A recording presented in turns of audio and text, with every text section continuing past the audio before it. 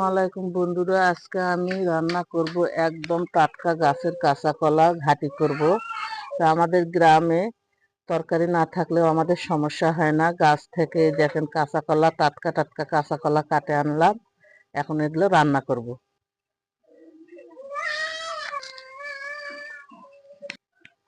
কলাগুলো কোটা হয়ে গেল, কিন্তু আমরা কলার খোসা ছিলে নিয়ে রান্না করি। আমি অনেক দেখলাম ফেসবুকে, অনেকেই এই কলার খোসা শুদ্ধ ভর্তা করে। আমরা কিন্তু ওইভাবে খাই না, যেহেতু আছে আমরা সবকিছু পরিষ্কার করেই খাই।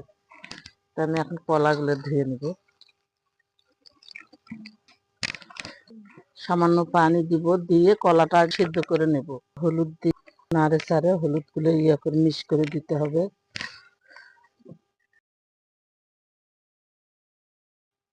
সিদ্ধ হয়ে গেছে, এখন আমি এটা ঢেলে নেব।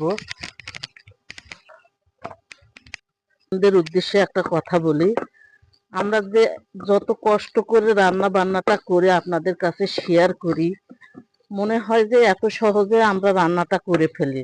আসলে সেটা না। রান্নাটা করতে অনেক ধৈর্য লাগে, অনেক সময় লাগে। অনেক সময় ধরে কিন্তু আমরা এই রান্নাটা করি। একটু সামান্য পরিমাণ তেল দিব, পেঁয়াজ কুচি, তেজপাতা, দারচিনি, একটা গোটা জিরে, লাল লাল করে পেঁয়াজটা লাল লাল করে ভেজে নিলাম। নিয়ে এই কাঁচা কলা, স্বাদ মতো লবণ, গুঁড়ো, ঝালের গুঁড়ো, রসুন বাটা, তরকারিতে কষাতে একটা ফাইনালি আমার রান্নাটা কমপ্লিট হয়ে গেল।